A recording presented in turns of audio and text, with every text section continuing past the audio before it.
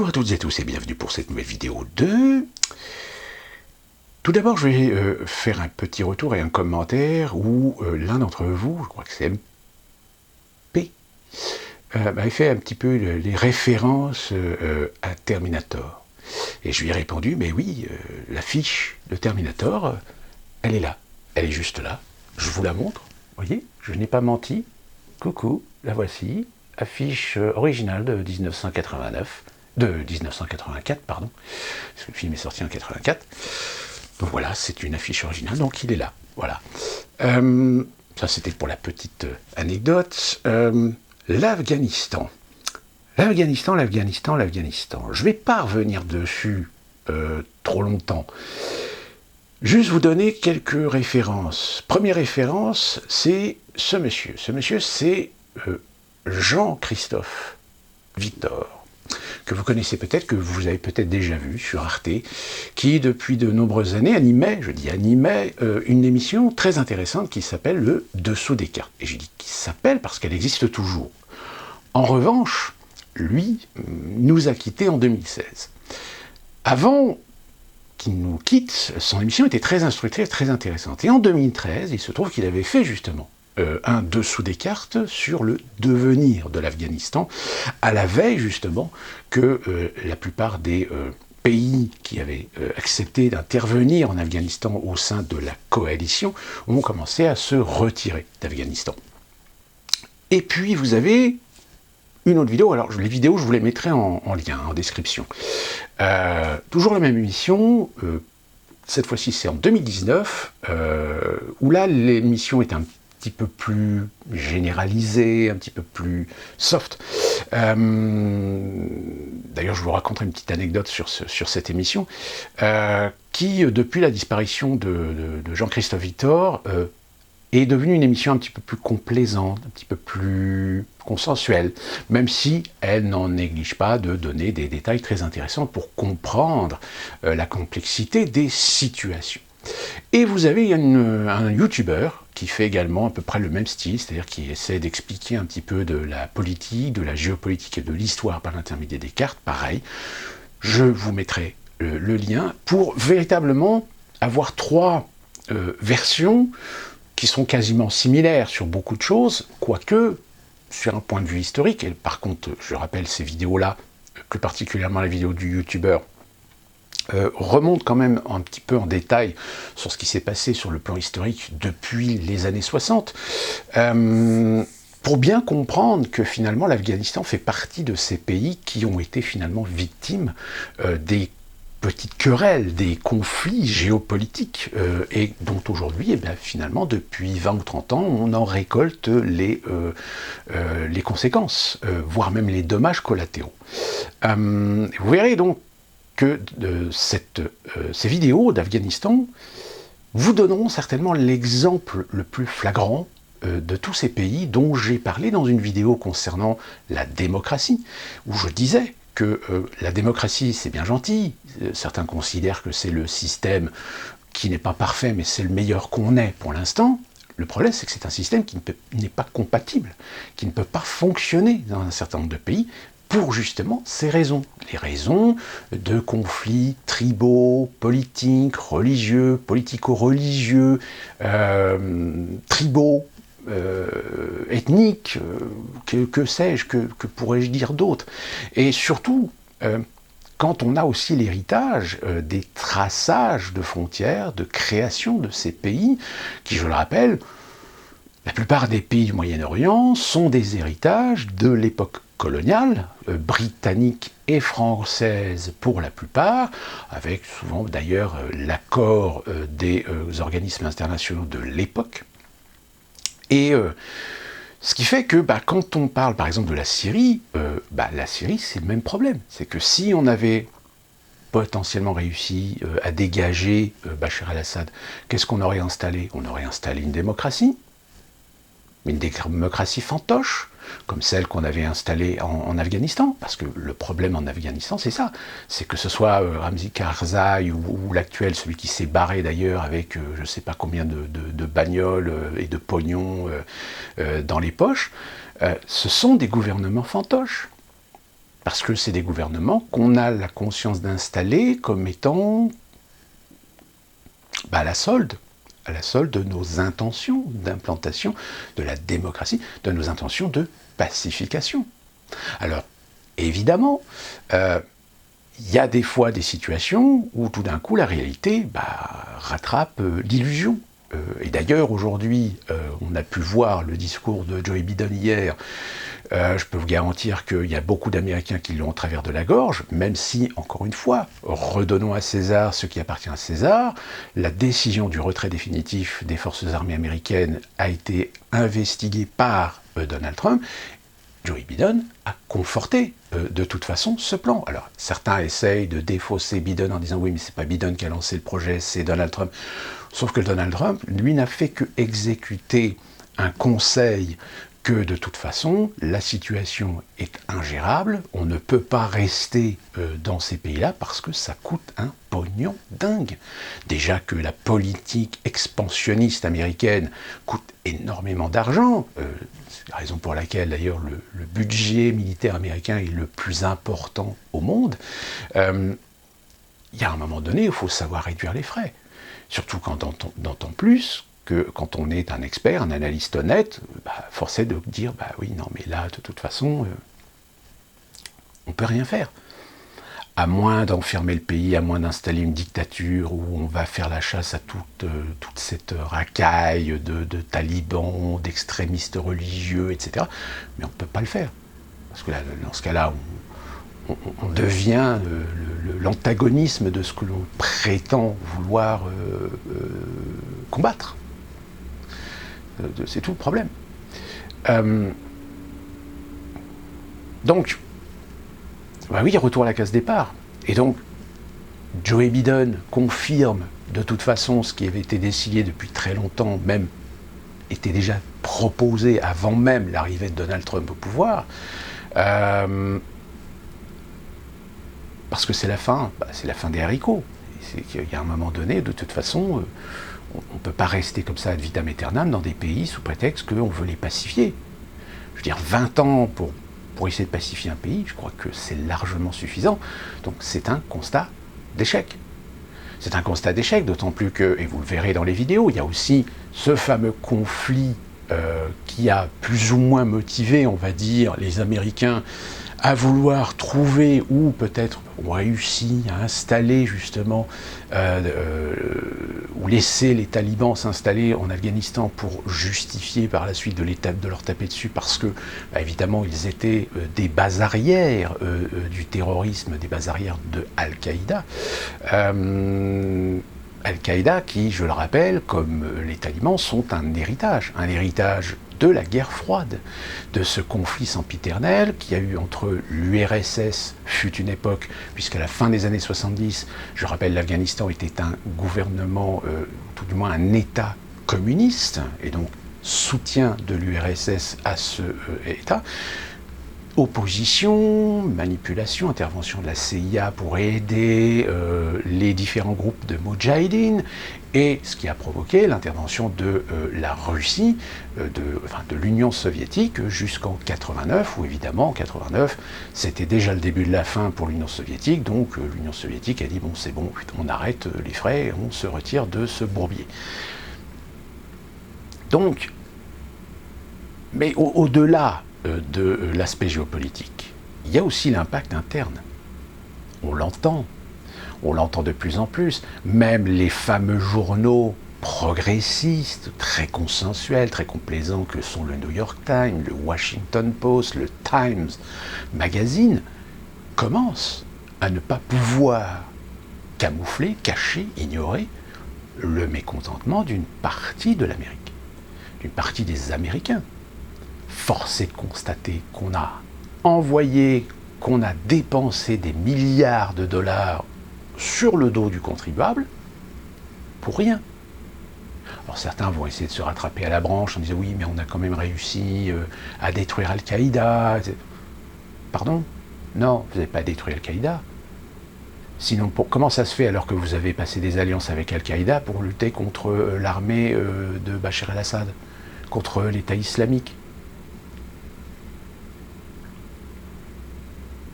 Là aussi, hein, à l'époque, quand on a su ça, qu'il y en a pas mal d'Américains qui tout de suite ont... Et ce qui a d'ailleurs provoqué la bascule de certains Américains à vouloir voter Donald Trump plutôt que les traîtres démocrates et républicains.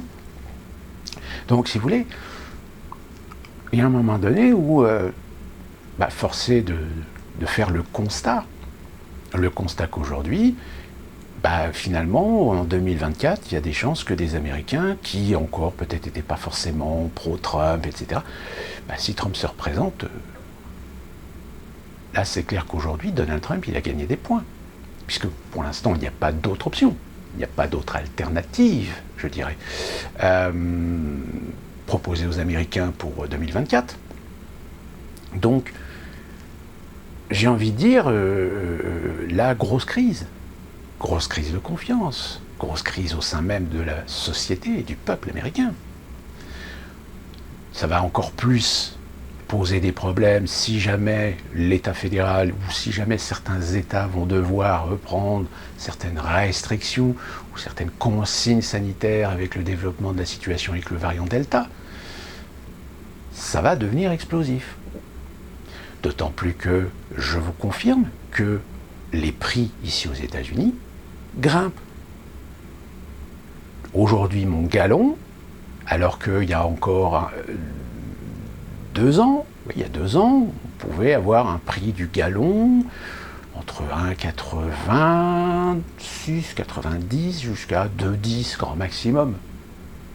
Là, on est presque arrivé à 3 $ le gallon. Comme je vous l'avais déjà expliqué dans une autre vidéo, dans les supermarchés, dans les grands malls, on sent qu'il y a une pénurie de produits. Il n'y a plus autant de gamme de produits à disposition, en proposition. Certains rayons même n'arrivent même pas à être achalandés, parce que, évidemment, comme en France, on travaille en flux tendu. Le moins de stock possible. Sauf que là, vu que la Chine, ça part mal, vu que là on est en zone rouge, vu qu'on est dans une situation en Chine qui risque d'avoir un impact sur les exportations. Donc l'exportation, c'est pas seulement les produits finis, c'est pas les produits manufacturiers, c'est aussi de la matière première. Vous voyez là le truc ou pas? En France, Macron, il est un petit peu, je dirais, le cul assis entre deux chaises. Entre le fait qu'on a été là-bas, qu'on a retiré finalement, parce que ça c'est sûr que les Français, au bout d'un moment, ils ont constaté que de toute façon c'était un merdier, donc il ne fallait pas y rester trop longtemps, parce que pareil, c'est le contribuable qui paye. Donc en 2014, le dernier contingent français a quitté l'Afghanistan. Sauf que, aujourd'hui, ceux qui sont allés en Afghanistan, ils témoignent sur Internet. Ils font des vidéos. Ils disent, mais tout ça pour ça. Retour à la case départ. Alors on essaie de temporiser, on dit oui, mais bon, il y a quand même des accords qui sont actuellement en train d'être passés diplomatiquement avec les talibans. Et puis, il semblerait que les talibans se soient quand même assagis, un petit peu assouplis, etc. On essaye de tuer la poule dans l'œuf. Quant à Macron, qui nous la joue, oui, on ne peut pas laisser les Afghans face à la répression, au massacre, etc. Et que juste après, il dit oui, mais alors attention, par contre, le problème, c'est que ça va générer de l'immigration illégale. Donc ça aussi, il va falloir lutter contre. Il n'a pas tort. Mais là, évidemment, sur les réseaux sociaux, alors là, tout de suite, ça y est, tout le monde lui tombe dessus. Même Snowden, le fameux Edward Snowden, qui a tweeté un tweet en disant Emmanuel Le Pen. Et que par contre, en effet, les ressortissants afghans qui ont aidé la France seront rapatriés. N'empêche que ça fait quand même depuis quelques années qu'il y a pas mal d'Afghans qui ont servi les intérêts de la France, qui ont servi au sein de l'armée française comme traducteurs, comme informateurs, etc., qui ont demandé de pouvoir être rapatriés aussi en France en tant que réfugiés politiques, demandeurs d'asile. À la limite, eux, ils en avaient la légitimité, ils ont quand même rendu compte, ils ont quand même rendu service à la France. On leur a refusé. Alors là, évidemment, Macron, il n'a pas le choix, il est obligé de les accepter, parce que sinon, ça risquerait de faire un scandale. Déjà que ça a failli faire un scandale, hein, quand vous avez des députés qui ont refusé des demandes. Il y en a qui diront, mais qu'est-ce qu'on va voir les députés sur les demandes d'asile? Tout simplement parce que c'est remonté jusqu'à des commissions d'études, justement, pour faciliter ou accélérer la procédure concernant ces personnes. Donc vous voyez, en fait, on récolte ce que l'on sème. On récolte l'illusion qu'on a mis pendant des années au visage de l'opinion, mais sauf que l'opinion aujourd'hui, il est légitimement en face de situation, il dit mais attendez, ça fait quand même depuis des années qu'on nous disait oui, pourquoi fallait aller en Afghanistan pour pacifier, installer la démocratie, etc. Et quand tout d'un coup, vous avez, après la chute de Kaboul, un président américain qui s'appelle Joe Biden et qui dit les États-Unis n'ont jamais eu pour vocation de créer une nouvelle nation. Pardon? Alors qu'est-ce que vous avez été foutre là-bas? Mis à part lutter contre le terrorisme ou les organisations terroristes, mis à part virer les talibans parce qu'ils étaient la base arrière des mouvements terroristes. Pourquoi vous êtes resté pendant 20 ans là? Oui, parce qu'il y a peut-être d'autres intérêts. Parce qu'on voulait éviter que la Chine ou la Russie fassent de l'influence. Résultat des courses, vous êtes barré la queue entre les jambes. Et là, évidemment, c'est la Chine et la Russie qui sont en train de rentrer dans le jeu diplomatique pour faire valoir une attention particulière à faire en sorte que les talibans, en effet, ça s'agisse. C'est-à-dire jouer sur des leviers économiques, parce que les talibans, c'est pas parce qu'ils sont des religieux extrémistes, il y a un moment donné, il faut qu'ils prennent conscience qu'il va falloir faire en sorte que, quand même, faire tourner leur pays au mieux. Parce que s'ils se retrouvent dans 6 mois avec tout un pays contre eux, parce que c'est la misère partout, les gens crèvent, etc. Alors, en dehors, évidemment, de tous les aspects qu'on connaît, hein, en règle générale, par rapport à la charia, etc. Mais, bon. Comme j'ai répondu d'ailleurs à quelqu'un qui disait, mais pourquoi cette situation? Pourquoi est-ce qu'on n'a pas réussi à éliminer la menace talibane? Je lui ai répondu, tout simplement parce qu'on n'a pas les moyens diplomatiques, on n'a pas le courage matériel, financier, politique et diplomatique de s'attaquer à la source. Et la source, c'est quoi? Qui finance les talibans? Qui arme les talibans? Je veux dire, c'est pas que avec les cultures de pavot et de la drogue, marché de la drogue, comme le coup qu'on nous avait fait avec l'État islamique, en disant oui, mais ils se financent par le pétrole. Non, ils ne se financent pas que par le pétrole. Désolé. Ils sont aidés financièrement par des intérêts extérieurs. Mais ça aide, mais c'est pas l'essentiel. Vous savez, c'est à peu près les mêmes, hein, d'ailleurs, qui vont vous chanter que l'éolien, on va pouvoir mettre de l'éolien partout pour remplacer le nucléaire. Voilà, c'est des gens qui sont hors sol, finalement. Donc, voilà, j'ai envie de dire, de toute façon, là, ça va être très difficile à gérer politiquement un peu partout dans l'Occident, parce que, encore une fois, ceux qu'on croyait, à qui on avait donné l'image de gendarmes du monde, ils se sont encore cassés les dents. Enfin, casser les dents, oui et non, si vous voulez. C'est que il y a un moment donné où, quand des partenaires à l'origine qui devaient suivre l'intérêt d'intervention à l'Afghanistan, petit à petit se sont retirés du jeu, au bout d'un moment, les Américains, ils ont plus d'intérêt de rester là-bas. Là, je parle évidemment du gazoduc, du fameux TIPA.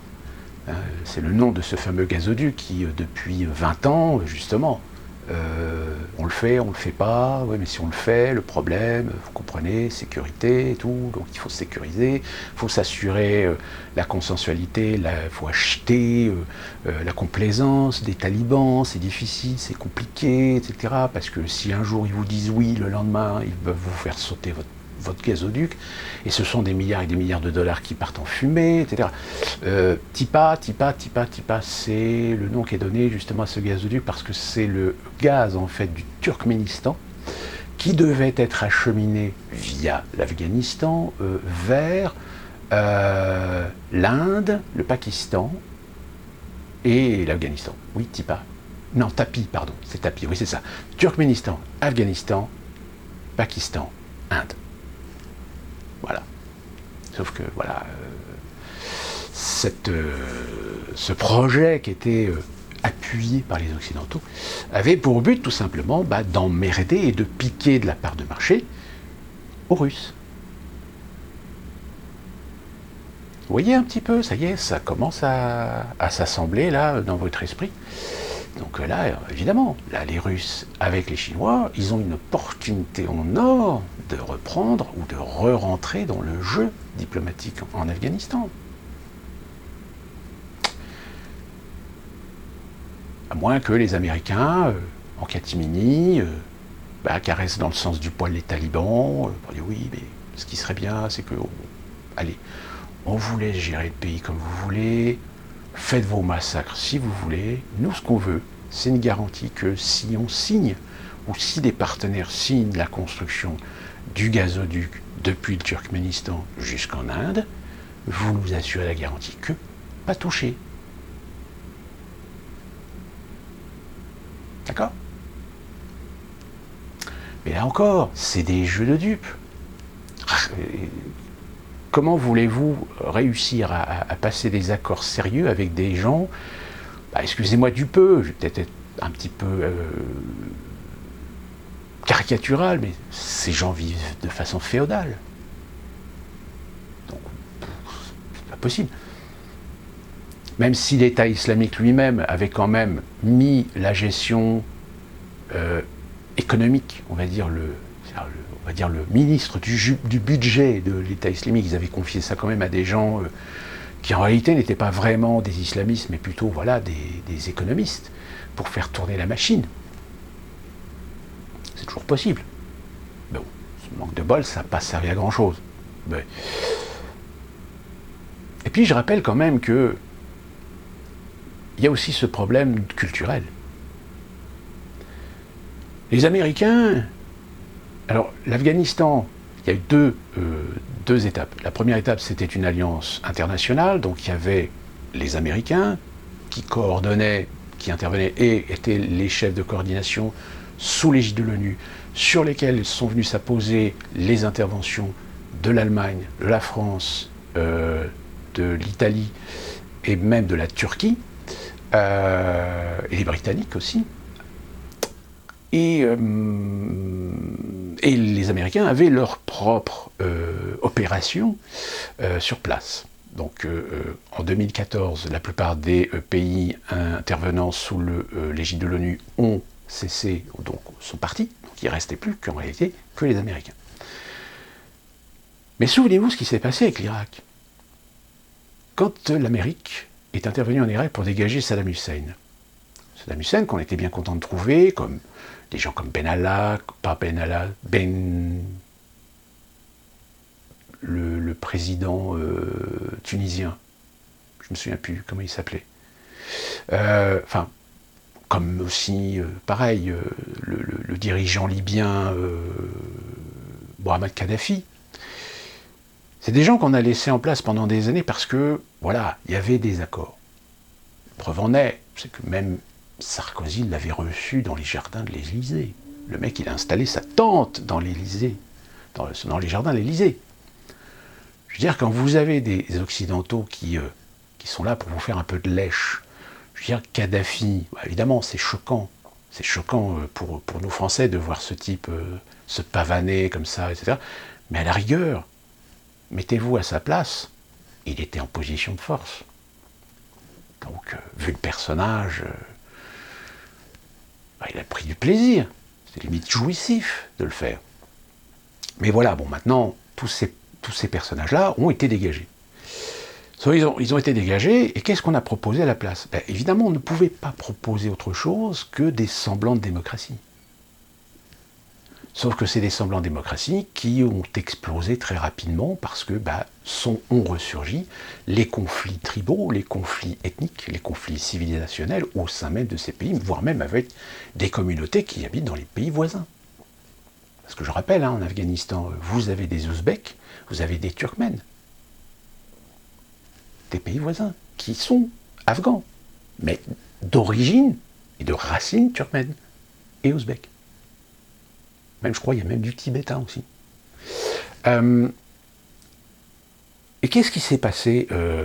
On a cru installer comme ça en Irak la démocratie, donc on a laissé la démocratie œuvrer, et finalement il y a eu des élections. Et qu'est-ce qui est arrivé au pouvoir aux élections en Irak? C'est le parti chiite. Là, je peux vous dire que Washington, le téléphone, ça n'a pas arrêté. Oui, bonjour, allô Washington? Oui, bonjour, Maison Blanche, Washington. Qui ai-je l'honneur? Ici Tel Aviv, dites-moi, vous pouvez nous expliquer comment se fait-il que vous ayez organisé démocratiquement des élections présidentielles en Irak et que c'est le parti chiite qui a remporté le pouvoir? Dites, vous foutez de notre gueule ou quoi là? Allô? Ici la Maison Blanche. Oui, bonjour. Ici l'Arabie Saoudite. Oh, comment allez-vous, mon prince? Mais très bien, mais par contre, je ne suis pas très content, là. Vous avez installé la démocratie en Irak. Déjà, je n'étais pas d'accord. Mais alors là, l'élection, si vous voulez, le parti chiite qui gagne, vous foutez de notre gueule ou quoi? On essaie de lutter dans la région contre l'influence et le développement des Iraniens avec le chiisme, le fameux croissant chiite, et vous ouvrez la porte aux chiites pour prendre le pouvoir en Irak. Bon, évidemment, depuis ça a changé, on a essayé de renverser un petit peu tout ça, un petit peu créer d'instabilité, puis un jour, on a créé l'État islamique, qui a commencé à l'ouest ou au sud de l'Irak, etc. Enfin, bon. Comme d'habitude, j'ai envie de dire. Donc, je veux dire, à tous ces vertueux, à tous ces utopistes, qui n'ont toujours pas compris que de toute façon, tous ces pays de cette région, il y a tellement de conflits, pas seulement religieux, mais ethniques. Preuve en est, je veux dire, regardez l'islam, dès que le prophète a disparu, tout de suite, ça commençait déjà à se taper sur la gueule. Et que vous savez que les ambitions dans la région sont multiples, que vous avez l'Arabie Saoudite qui a l'ambition de la création du califat, c'est-à-dire donc faire disparaître le mouvement chiisme, le chiisme dans le Moyen-Orient, donc c'est-à-dire renverser tous les mouvements chiites, que ce soit au Liban, que ce soit en Syrie, que ce soit en Irak, que ce soit en Iran, avec le Yémen aussi, que vous savez que vous avez aussi Israël qui veut et l'ambition de créer son grand Israël. Donc ce qui fait que, voilà, il y a des alliances contre nature, mais qui, un jour ou l'autre, finira par exploser.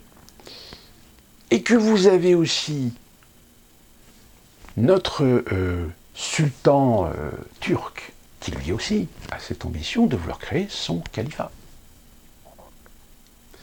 Donc vous voyez que la situation est indémerdable. Si vous voulez la paix au Moyen-Orient, c'est simple.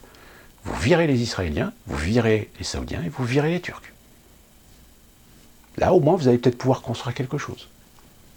Mais tant qu'ils seront là, n'espérez pas avoir la paix dans ces pays. Il y aura toujours des jeux d'influence. Si en plus de ça, vous rajoutez les influences occidentales par le biais des mainmise sur un certain nombre de ressources, de matières premières, oui, vous avez une situation qui est complètement qui est ingérable, qui va être peut-être gérable localement mais que tôt ou tard, de toute façon, il y en a qui vont foutre le bordel. Regardez le Liban. Le Liban, aujourd'hui, est mort. Il est en train de mourir. Il est en phase terminale. Je rappelle, hein, le Liban, avant la création de l'État d'Israël, le Liban était à 80% chrétien. C'est pour ça que c'était le pays charnière pour les échanges entre l'Occident, l'Asie du Nord et le Moyen-Orient. Parce que c'était plus ou moins le pays multiconfessionnel par excellence. Sauf que quand l'État d'Israël a été créé, vous avez des tonnes et des tonnes de Palestiniens qui sont allés se réfugier au Liban, et puis petit à petit avec les années, au Liban, tout d'un coup, il y a évidemment le musulman, l'islam qui a commencé à s'implanter, et qui a commencé à plus être d'accord, parce que d'un côté vous aviez le Hamas, et puis de l'autre côté vous aviez le Hezbollah, et puis et voilà, et puis et ça a fini par péter. Le Hamas d'ailleurs, le Hamas qui s'est fendu d'un communiqué en disant qu'il était très content que les talibans aient repris le pouvoir en Afghanistan. Là, on est dans de l'opportunisme absolu, hein, on est d'accord, ça n'a rien d'intérêt politique, quoi que ce soit. Donc, et puis, oui, évidemment, tous les Afghans, qu'est-ce qu'on va en faire de tous ces Afghans qui fuient le pays? Où est-ce qu'ils vont aller? Alors, on va essayer d'en récupérer peut-être aussi un petit peu en France. Sauf que déjà, en France, on a déjà une fragilité relationnelle, communautaire. Donc si en plus on ramène des Afghans en France, ça veut dire que ça va renforcer la communauté afghane, qui va vouloir légitimer d'avoir la même représentativité, la même visibilité que les autres qui sont déjà pas forcément en odeur de sainteté à l'échelle nationale. Enfin, c'est explosif, hein. On n'est pas dans la merde. Et enfin, je vais terminer cette vidéo. De toute façon, les événements en Afghanistan vont forcément avoir des dommages collatéraux ou des conséquences, donc on en reparlera. Mais très rapidement, comme vous le savez, depuis hier, bizarrement, tout d'un coup, des supermarchés de plus de 20 000 m2, finalement, ont mis le pass sanitaire en action, alors que logiquement, le Conseil constitutionnel avait recommandé de les exclure du pass sanitaire. Et on a inversement Blachier qui a dit, mais de toute façon, le pass sanitaire, ça devient un trop gros boulet, donc le gouvernement va certainement l'arrêter. Donc on entend un peu tout et son contraire en ce moment. Le fait est, c'est que de toute façon, le pass sanitaire provoque une désorganisation complète de la société, et plus particulièrement des acteurs économiques. Je vous confirme que mes collègues m'ont confirmé qu'en effet, ils avaient une très nette baisse d'activité, même pourtant avec une programmation alléchante. Donc ce qui confirme bien 70% de perte de fréquentation. Les restaurateurs, les bars, eux aussi, de toute façon, certains se plaignent qu'ils attendent toujours les aides de l'État. Donc du coup, vu qu'ils ont fonctionné avec leur peu de trésorerie qu'il leur restait, là ils sont l'article de la mort. Donc de toute façon, au mois de septembre, ça va être des dépôts de bilan. Alors, on nous assure que non, c'est pas vrai statistiquement, ça, au contraire, il n'y a pas, c'est pas le chaos, etc. Oui, parce que vu la lenteur de l'administration, ils font en sorte d'essayer d'étaler un petit peu les dossiers. C'est-à-dire qu'ils vont prendre quelques dossiers qui vont régler en 2 temps, 3 mouvements, 3 semaines, et puis des dossiers qui vont laisser traîner pendant 1 mois, 2 mois, etc.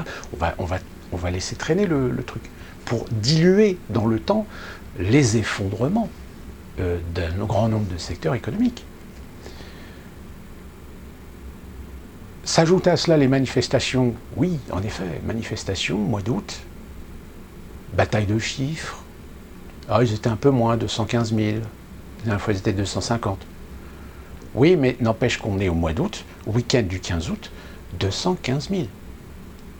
On n'a jamais vu une mobilisation de manifestants aussi importante en période estivale. Souvenez-vous, tous les mouvements, même les Gilets jaunes, les Gilets jaunes, en règle générale, ils s'étaient arrêtés un petit peu au mois de juin, en reprenant au mois de septembre. Il y avait quelques petites manifs qui étaient histoire de se rappeler un petit peu au bon souvenir de l'État, etc. Mais de voir plus de 200 000 personnes, voire peut-être plus, parce qu'on compte, évidemment, les chiffres officiels, ils sont ce qu'ils sont. Ça emmerde quand même pas mal l'exécutif.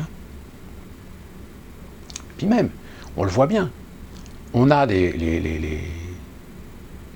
grandes stars de la télévision qui vont bien commencer à revenir un petit peu de leurs vacances, là, puisqu'on est, bien plus de mi-août là maintenant, donc ils vont revenir. Mais on a laissé la place à des jeunes. Mais alors, je ne sais pas sur BFM, mais alors, putain, les jeunes, on a l'impression là qu'ils veulent se faire remarquer, là, ils veulent se faire mousser. Alors, putain, mais quelle condescendance! Quel ton hautain, provocateur, une attitude, mais j'ai pu voir en plusieurs, et l'attitude qu'ils ont était une attitude inquisitrice. Alors de dire, oui mais il y a des morts, vous ne pouvez pas dire ça, il y a des morts. Ben oui, il y a des morts comme toutes les maladies, comme toutes les épidémies. Sauf que le problème c'est que quand on ne va pas revenir sur le problème des moyens, sur le problème des lits, etc., je veux dire, c'est des évidences. Je veux dire, là, il y a encore une vidéo, qui est déjà une ancienne vidéo, mais qui commence à recirculer sur les réseaux sociaux, qui remonte dans le temps toutes les saisons où il y a eu des épidémies de grippe. Et que les hôpitaux se plaignaient d'être saturés, que les urgences étaient saturées, qu'il manquait de moyens. Et on remonte comme ça, 2017, 2016, 2015... Ça, non. Non, les hôpitaux, faut éviter de saturer les hôpitaux, faut protéger les plus faibles. Protéger les plus faibles, oui, d'accord, mais le pass sanitaire, excusez-moi du peu, ne sert à rien. Arrêtez de nous faire croire que le pass sanitaire sert à quelque chose. Si vous voulez mettre un pass sanitaire efficace, dans ce cas-là, vous le mettez partout. Pourquoi interdire un non-vacciné d'aller au cinéma, si de toute façon il peut prendre le métro, il peut prendre le Transilien, il peut prendre un bus. Promiscuité. Ah non mais on a prouvé qu'il n'y avait pas de cluster dans ces endroits-là. Qui a prouvé qu'il n'y avait pas de cluster? Comment tu fais pour savoir telle personne était à telle heure et elle a fréquenté elle a touché telle personne, etc. C'est impossible. Donc forcément, à partir du moment où tu ne peux pas faire de la statistique sur ce genre de choses, c'est tellement plus facile de dire oui, mais non, il n'y a pas de cluster. Vous savez, les clusters aux États-Unis, ils ont fait l'analyse, ils ont fait l'étude. Vous savez quels sont les 2 endroits où on a pu constater que la transmission était la plus importante? Les stations-service et les supermarchés. C'est-à-dire tous les endroits où les gens touchent le pistolet de la station essence, touche le clavier pour payer avec la carte bleue, touche les écrans tactiles des caisses automatiques, touche les produits et remettre le produit à sa place. Et un deuxième client arrive, hop. Alors évidemment, j'ai l'alcoolique à l'entrée. Oui. Vous savez, je vous avais raconté cette histoire. Installez-vous dans un McDonald's et observez les gens qui rentrent, qui commandent et qui s'installent et qui commencent à manger. C'est-à-dire qu'entre le moment où ils sont rentrés déjà dans le restaurant, c'est-à-dire qu'ils ont touché la poignée de la porte, qu'ils ont tapé leur code sur le digicode ou tapé leur commande sur l'écran tactile, même s'il y a du gel alcoolique à l'entrée dont ils ne se sont pas servis, que les employés de toute façon sont insuffisants pour s'amuser à nettoyer l'écran après chaque client. Ils prennent leur machin, ils ouvrent le burger, et vas-y, je mange le burger, etc. Ils ne se sont pas lavé les mains avant. C'est les mêmes que vous avez dans les supermarchés. C'est les mêmes que vous avez à la station-service. Moi, par exemple, pourtant aux États-Unis, on est vraiment pour l'instant très souple. À la station-service, chaque fois que je me sers du pistolet, j'ai l'hydroalcoolique. À chaque fois que j'utilise un DAB, à chaque fois que je tape un code sur un digicode pour quand je paye ma carte, etc., tout de suite après, j'ai l'hydroalcoolique. C'est au moins le minimum. que je peux faire pour me protéger, même si je suis vacciné. Mais je suis vacciné, mais si jamais j'ai le Covid, si je fais ça et puis que je fais comme ça, je touche ma barbe, etc. Et après je prends un produit, je regarde, puis je le remets. Hop, paf, je contamine. Vous voyez, il est là le ridicule du truc. Donc forcément, les gens qui disent que le pass sanitaire a un autre but que la raison sanitaire, ils ont raison.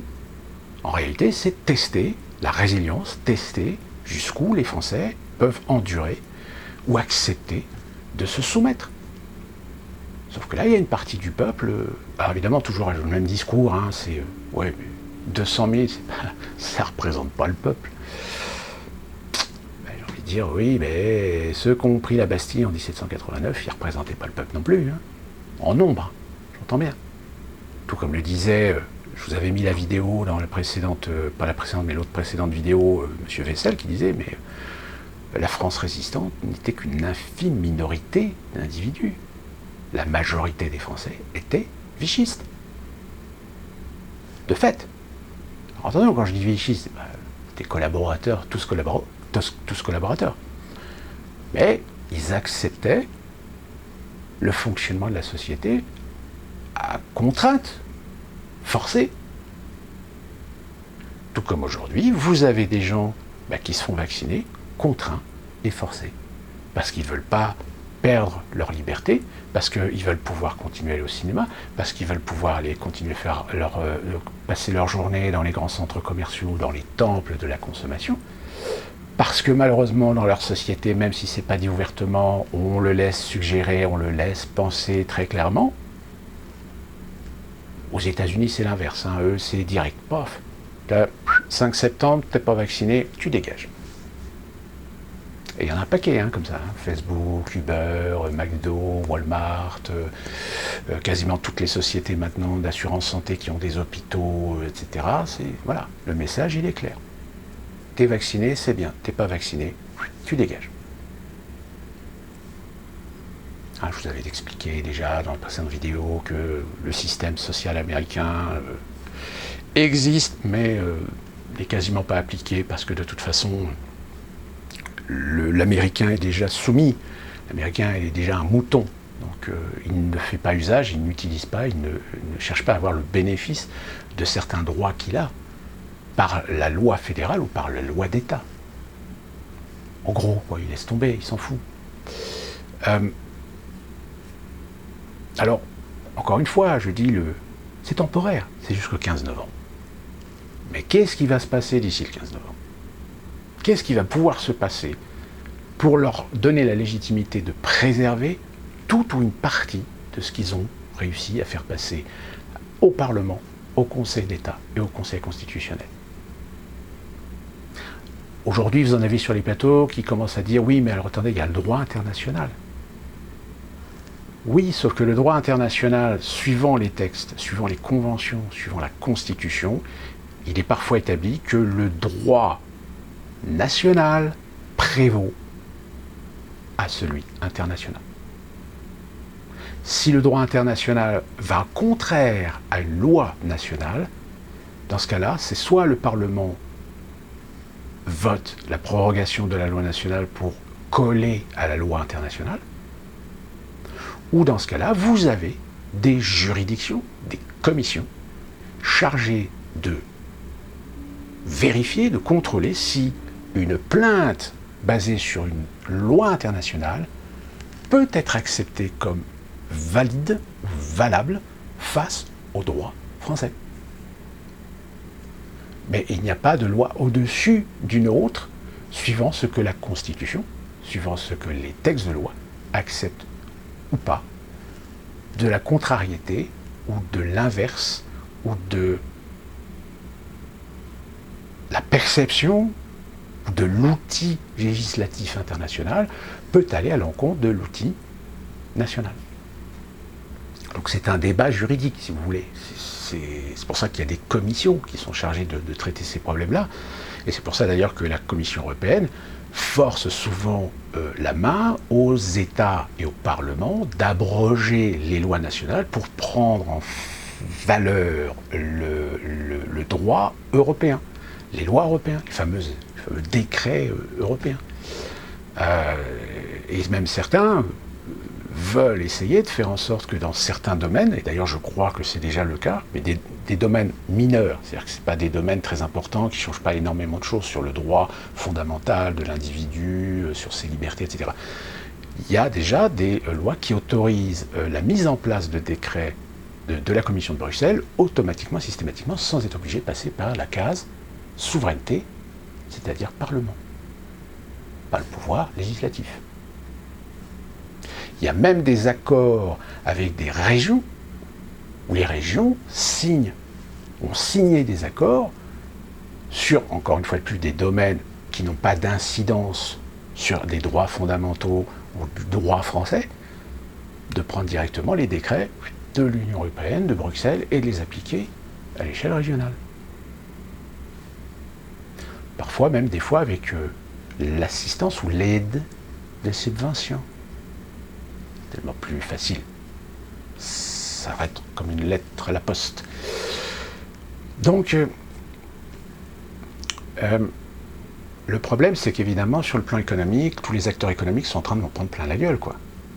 C'est-à-dire qu'ils espéraient que les plus de 40 millions de Français qui sont vaccinés, donc qui ont un pass, allaient forcément faire le compte. Sauf que non. Parce qu'il y a des vaccinés qui ne sont pas d'accord non plus. Qui ne sont pas d'accord de voir un membre de leur famille, leur fils, leur fille, leurs parents, ne pas pouvoir aller avec eux dans un endroit parce qu'ils ne sont pas vaccinés, parce qu'ils n'ont pas de passe vaccinal. Avec en plus toutes les images, évidemment, de cette police. Alors ça y est, là maintenant, la phase de mise en route, la phase de rodage est terminée, donc maintenant les flics ils vont tomber partout.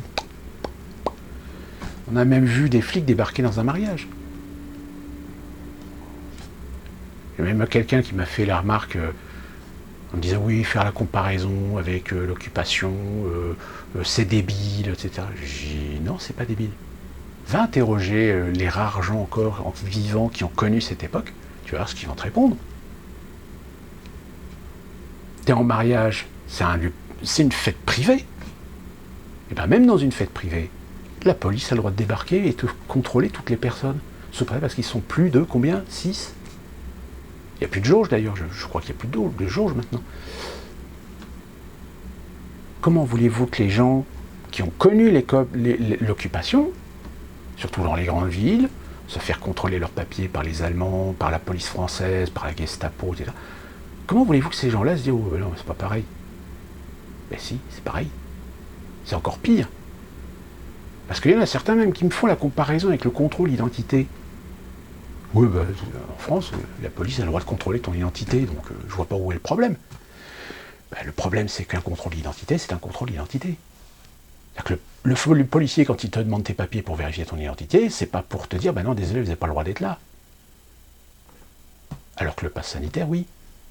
Le pass sanitaire, si t'en as pas, t'as pas le droit d'être là. T'as pas le droit d'être dans un cinéma, t'as pas le droit d'être dans un centre commercial, t'as pas le droit d'être dans un musée, t'as même pas le droit d'aller rendre visite à quelqu'un dans un hôpital. Donc ça n'a pas aucun lien, aucune liaison avec un simple contrôle d'identité. Parce que le contrôle d'identité, si vous êtes en règle, le flic il vous rend vos papiers, puis terminé. Donc, faut arrêter ces comparaisons débiles pour essayer de justifier quelque chose qui est injustifiable. Qui est même constitutionnellement, de toute façon, qui va poser un énorme problème maintenant à l'avenir, c'est à quoi sert le Conseil constitutionnel. Puisque là, il n'a pas joué son rôle de garde-fou. Donc aujourd'hui, c'est le pass sanitaire. Et demain, ça sera quoi? Et je vais terminer sur un truc, petite anecdote. Ce week-end, dans mon cinéma, toutes nos poubelles, c'est des grosses poubelles, accessibles au public, on les a retirées. Même dans les toilettes des femmes. Mesdames, vous savez que quand vous allez dans des toilettes publiques, quand même avoir une poubelle, quand même utile. Ben là, non. Tout a été retiré. Et quand on pose la question pourquoi, on n'a pas de réponse. La seule réponse qu'on a, c'est le siège qui a décidé, tous les cinémas du groupe, les poubelles, retirées. Vous voyez ce que je veux dire? C'est qu'à mon avis, il y a quelque chose qui se prépare. Un gros truc. Alors peut-être, je sais pas, peut-être aux États-Unis, j'en sais rien. Mais il y a un gros truc qui se prépare. Le gros truc qui pourrait donner la légitimité à votre gouvernement en France, eh bien de renforcer la loi terroriste, d'utiliser les appareils législatifs qu'ils ont désormais à leur disposition pour débarquer chez vous à 6h30 du matin, sans mandat, aux États-Unis, et sans commission rogatoire, en France. Hein, c'est-à-dire que, souvenez-vous, hein, avec les attentats de 2015, ils ont mis en place des appareils juridiques de telle manière à pouvoir rapidement résoudre certaines affaires et permettre ainsi à la police ou à la gendarmerie de débarquer, faire une perquisition chez vous à 6h30 du matin sans la présence d'un juge. Ah ouais. Donc imaginez cet appareil-là existe aujourd'hui dans la loi. Imaginez que demain on la renforce. On la renforce contre qui? Contre du terrorisme. Il y a eu un gros attentat. Donc on donne la légitimité de contrôler tout le monde, fouiller tout le monde, mettre tout le monde sous une surveillance. Les attentats du 11 septembre ont été un pain béni pour beaucoup de marchés. Marché de la sécurité. Et finalement, ça fait le lien avec l'Afghanistan, puisqu'il y a même déjà récemment sur RT quelqu'un qui a dit quelque chose qui est tout à fait vrai. Il dit de toute façon, chaque décennie, il faut une guerre. Il faut une guerre pourquoi? Parce que vous avez derrière des intérêts, des empires militaro-industriels. Alors là, du coup, que les Américains se retirent d'Afghanistan, vu qu'ils vont partir aussi d'Irak, vous rendez-vous compte que tous les marchés, toutes les entreprises, tout le business militaro-industriel, ben ils vont faire comment pour faire leur chiffre d'affaires? Parce qu'attention, quand on parle des empires militaro-industriels, c'est pas que les armes, c'est plein d'autres choses. C'est des pneus pour les véhicules, c'est des pièces de moteur pour les véhicules spécialisés militaires, c'est des rations pour manger, c'est du tissu pour les uniformes, c'est le marché de la communication, de la télécommunication, de la logistique. Tout ça, c'est des biens matériels, c'est des biens dont dépendent des activités, dont dépendent des acteurs économiques. C'est pas que des armes ou des munitions, c'est tout. C'est un ensemble de tout. Donc du jour au lendemain, il n'y a plus autant de besoins parce qu'il n'y a plus d'opérations, il n'y a plus de théâtre d'opérations. Forcément, celui qui réussissait à vendre, je sais pas, 10 000 ou 20 000 rations par jour à l'armée américaine, aujourd'hui, il ne va plus en vendre que 5 000. Vous vous rendez compte? Baisse du chiffre d'affaires. Surtout en ce moment. Vous voyez, tout est une question. En fait, c'est la théorie des dominos. C'est que si vous faites tomber le premier domino, mais c'est des tas de dominos derrière qui tombent. Donc, où est-ce qu'il va y avoir une guerre? Qu'est-ce qui va légitimer une guerre? Qu'est-ce qui va permettre de motiver une guerre? Si ce n'est un attentat à la 11 septembre. Peut-être que je me trompe, hein. Moi, je constate simplement, c'est que c'est bizarre que dans mon cinéma, on me demande de retirer nos poubelles sans donner une raison. C'est pas la raison sanitaire, hein. Non. C'est qu'il y a bien une raison. Allez savoir. L'avenir nous le dira. D'ici là, bon courage. Bientôt la rentrée. Et si aux États-Unis, ça y est, la rentrée commence, puisque la plupart des universités et des écoles commencent à reprendre dès la mi-août. On le voit bien au trafic sur la route, hein, c'est redevenu le bordel. Et d'ici là qu'on se retrouve pour une nouvelle vidéo, voire peut-être suivant comment les événements ou l'actualité va évoluer, je vous rappelle, regardez bien ce qui est en train de se passer en Chine, regardez bien ce qui est en train de se passer sur les marchés, sur tous les marchés, Hein, petite anecdote, j'avais mis ça dans mon blog, mais vous avez la SoftBank, hein, qui est une banque chinoise, non, japonaise, pardon. La SoftBank, qui est une grosse banque japonaise, a revendu toutes ses billes, tous ses investissements sur Facebook, Twitter, Google, Amazon, etc. Il suffira d'un signe, comme chantait Jean-Jacques Goldman. À très bientôt, et d'ici là, portez-vous bien.